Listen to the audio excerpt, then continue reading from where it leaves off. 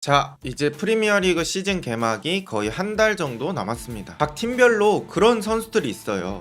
얘는 부상만 아니면 진짜 좋은데, 얘만 있으면 팀 성적이 막 쭉쭉 오를 것 같은데, 하지만 자주 부상을 당하면서 팀에 기여하지 못하는 선수들이 있습니다. 그래서 오늘은 부상 없이 풀로 뛴다면 팀 성적에 매우 도움이 되는 선수, 프리미어리그 빅6 팀별로 한 명씩 뽑아봤습니다. 자, 그럼 시작해보도록 하겠습니다. 일단 맨유부터 볼 건데요. 맨유는 루크쇼를 선정해봤습니다. 브루노 페르난데스랑 루크쇼 둘이서 축구를 한다는 말이 나올 만큼 맨유에선 핵심적인 선수였는데요. 22-23 시즌에는 그나마 출전 시간을 좀 확보를 했었지만 23-24 시즌에는 경기장에서 정말 거의 보지 못했습니다. 지난 시즌에 8월 20일 토트넘전을 기점으로 부상당해서 3달 쉬다가 11월에 나오고 쭉 경기를 나오다가 다시 12월 23일에 부상당해서 한 달 정도 쉬고 1월 29일 뉴포트 카운티전 FA컵에서 복귀했습니다. 그리고 2월 달에는 계속 나오다가 2월 19일 루턴 타운전을 마지막으로 시즌 아웃이 되었습니다. 주기적으로 반복되는 부상 그리고 꽤나 긴 공백기 때문에 지난 시즌은 맨유에서 제대로 뛰었다고 볼 수 없겠죠. 지난 시즌 그나마 달로가 좌우 풀백이 가능해서 왼쪽을 많이 채워주긴 했지만 완비사카까지 부상을 당했을 때는 달로가 오른쪽 가고 왼쪽에 린델로프가 풀백을 보는 경우까지 있었습니다. 당연히 뒤에서부터 의 빌드업이 제대로 될 리가 없었겠죠. 그리고 원래 맨유가 왼쪽 위주로 공격을 했었는데 루크쇼를 활용하지 못하게 되면서 왼쪽 윙어들도 죽는 상황들이 일어났습니다. 루크쇼가 있을 때 맨유에서 해주는 역할은 많습니다. 높은 위치까지 올라와서 왼쪽에서의 볼 배급을 담당합니다. 루크쇼가 나가는 전진 패스의 질 같은 것도 좋기 때문에 왼쪽에서의 패스가 좋고요. 또 가끔씩 전방에 있는 공격수가 한 번의 수비 라인을 낄 때 뒤에서부터 한 번의 롱 패스를 넣어주는 경우도 있고요. 왼쪽에서 공격수가 공을 잡고 있을 때 루크쇼가 등 뒤로 돌아 띄워주거나 혹은 언더래핑을 가주면서 공격수에게 붙어있는 수비를 분산 그리고 자기가 공을 받아서 크로스를 올려줄 때도 있습니다. 이런 식으로 왼쪽에서 수비뿐만 아니라 공격적으로 많은 역할을 하는 루크쇼였는데 그런 후방 플레이메이커가 사라졌다고 보시면 될 것 같습니다. 어쨌든 맨유는 루크쇼를 잘 관리해서 이번 시즌도 잘 치러내야 할 것입니다. 다음은 리버풀입니다. 저는 리버풀에서는 디오고 조타를 선정해봤습니다. 리버풀 공격진 살라, 디아즈, 누네즈로 대표되는 리버풀 공격진에는 한 가지 치명적인 약점이 있었습니다. 바로 골 결정력인데요. 물론 살라는 전성기 때는 세계 최고의 선수 중 하나였기 때문에 같은 라인에 놓기는 조금 미안하지만 나머지 누네즈와 디아즈는 큰 찬스에서 미스하는 모습들이 많았죠. 하지만 조타는 경기에 나왔을 때마다 괜찮은 골 결정력을 보여줬습니다. 조타는 물론 루크쇼만큼 큰 부상을 겪진 않았지만 이번 시즌에는 공백기가 꽤 있었습니다. 11월 맨체스터 시티전에서 부상당하고 한 달 만에 벌리전에서 복귀했고 또다시 2월에 부상을 당하며 4월에 복귀했죠. 근데 리버풀이 저 2월부터 4월 시기가 되게 중요했던 시기였습니다. 막 우승 경쟁이 리버풀, 아스날, 맨시티 이렇게 3강 구도를 달려가고 있는 와중에 유로파리그 토너먼트 일정도 있었어서 그때 공격수들이 많이 필요했고 조타의 득점력이 절실히 필요했습니다. 하지만 그때 마침 조타가 부상을 당하면서 리버풀은 리그 3위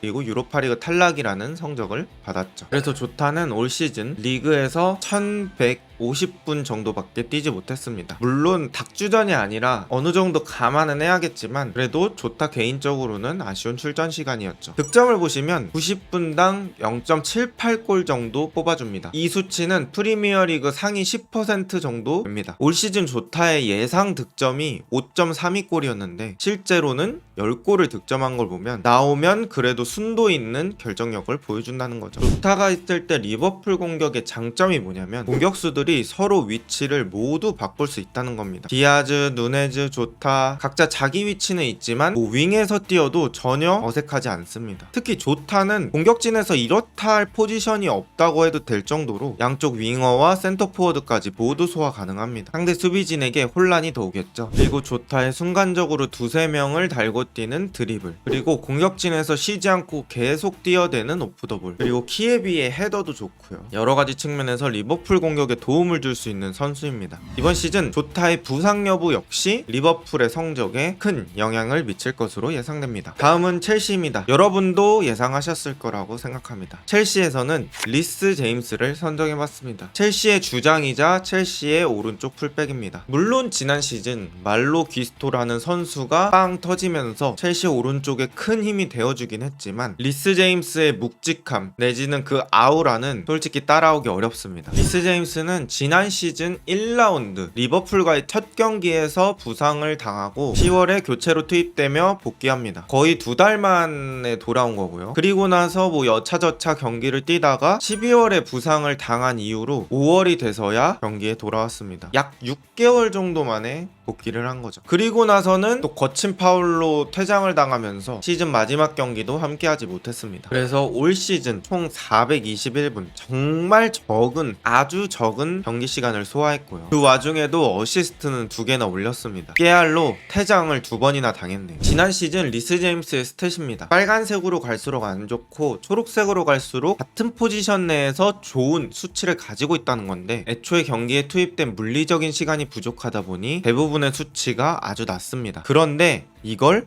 90분당으로 바꿔보면 아주 놀라운 일이 생깁니다. 거의 모든 스탯이 리그에서 상위권으로 변신하고요. 특히 패스와 관련된 수치들, 그리고 앞쪽으로 드리블 나가는 수치들까지 모두 좋은 모습을 보여주고 있습니다. 이래서 첼시가 리스 제임스를 버리기 힘들다는 말이 계속 나오는 것 같습니다. 첼시 역시 리스 제임스가 돌아온다면 엄청나게 좋은 장점들이 많죠. 이런 식으로 리스 제임스가 반대편에 있는 공격수에게 한 번에 전환 패스를 하는데 뭐 비거리가 멀든 어려운 위치에 있든 전혀 상관없습니다. 미친 듯한 정확도로 배달해줍니다. 마찬가지로 수비 라인을 깨려고 하는 움직임을 가진 공격수가 있다면 거기에 맞춰서 충분히 롱패스도 한 번에 넣어줄 수 있는 킥력을 가지고 있고요. 그리고 제임스가 가장 임팩트 있었던 장면입니다. 노팅엄전에서 크로스로 잭슨의 극장골을 어시스트하는 장면이죠. 이렇게 다재다능한 리스 제임스, 지금 공격적인 부분만 언급했는데 수비력도 엄청나게 좋습니다. 그래서 첼시는 역시 리스 제임스를 아주 잘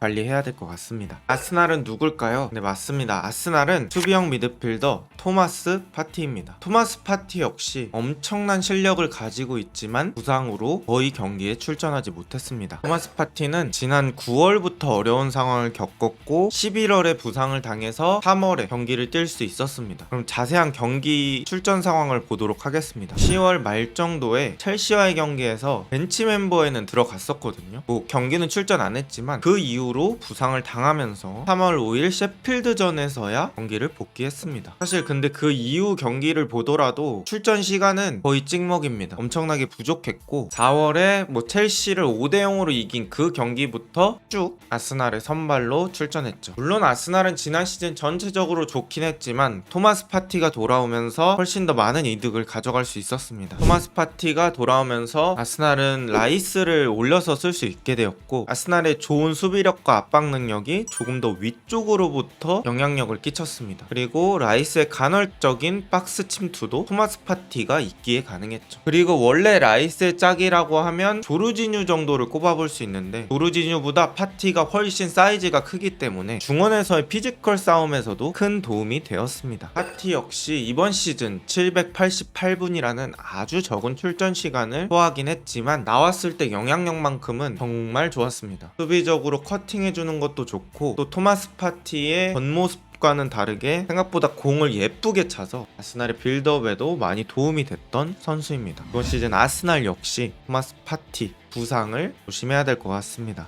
다음은 맨체스터 시티입니다. 맨체스터 시티는 존 스톤스로 선정해봤습니다. 22-23 시즌 맨체스터 시티가 트래블을 달성할 때 존 스톤스의 인버티드 센터백이라는 혁신적인 전술로 엄청난 경기력을 보여줬던 맨시티입니다. 하지만 이번 시즌은 존 스톤스의 잦은 부상으로 그런 전술이 발현되기 어려웠죠. 스톤스는 특히 시즌 앞쪽 9월쯤에 큰 부상을 당해서 많은 경기를 소화하지 못했습니다. 일정 한번 보겠습니다. 시즌 시작 전에 펼쳐지는 8월 7일 커뮤니티 실드에서 모습을 보였던 스톤스는 리그 경기에서는 제대로 다시 뛰기 시작한 건 10월 22일 브라이튼 전이었습니다. 거의 2달 조금 넘은 기간 동안 맨시티에는 기여를 하지 못했고요. 또 11월에서 12월쯤에도 벤치에는 앉아 있었지만 경기 뛰기 어려운 상태였던 것 같습니다. 그러면서 스톤스의 역할은 주로 아칸지가 많이 담당을 했고, 스톤스는 지난 시즌 1064분밖에 소화하지 못했습니다. 만약에 스톤스가 있었다면 이렇게 앞쪽으로 3-2-4 형태를 만들면서 로드리의 빌드업을 지원해주고 혼자서 탈압박을 하거나 심지어는 박스 안에서 가끔씩 공격 숫자를 늘려줄 때도 있었습니다. 맨시티 자체가 많은 센터백을 쓰는 전술이다 보니 스톤스의 존재 유무가 맨시티에게도 아주 중요할 것 같습니다. 다음은 토트넘입니다. 사실 토트넘은 고민을 많이 했는데요. 메디슨을 맨 처음에 선정하려다가 메디슨이 돌아오고 나서는 그 정도까지의 활약은 아니라서 저는 반더벤으로 선정해봤습니다. 사실 반더벤의 이번 시즌 출전 시간은 2342분으로 다른 선수가 몇백 분 뛴 거랑 비교도 안 되게 많은 시간을 출전하긴 했습니다. 하지만 반더벤이 없었던 11월 7일 첼시한테 4대1로 졌던 경기에서 부상을 당하고 그 이후로부터 벌어진 경기들에서 토트넘은 승점을 많이 채우지 못했습니다. 물론 꼭 반더벤 때문이라고는 할 수 없겠지만 수비 쪽에 큰 공백이 느껴지는 건 어쩔 수 없었죠. 토트넘은 풀백 2명을 모두 공격에 사용하면서 플레이합니다. 그러다가 공격이 실패하면 뒷공간이 엄청나게 벌어지는데 그때 이 뒷공간을 커버하는 역할이 반더벤의 역할이죠. 반더벤 혼자서 엄청나게 넓은 범위를 커버하기 때문에 이런 반더벤이 없었을 때는 부족함을 많이 느끼곤 했습니다. 이번 시즌에서도 토트넘의 공격 전술을 사용하려고 한다면 반더벤의 부상을 잘 관리해줘야 될 것 같습니다. 자, 이렇게 각 팀에서 있으면 이번 시즌 떡상이 가능한 선수들을 뽑아봤고요. 추가적으로 리산드로 마르티네즈 이런 선수들이 있었는데 각 팀당 한 명을 뽑다 보니 이렇게 된 것 같습니다. 더 추가적으로 써주실 선수가 있다면 댓글로 부탁드리고요. 이번 영상은 여기까지입니다.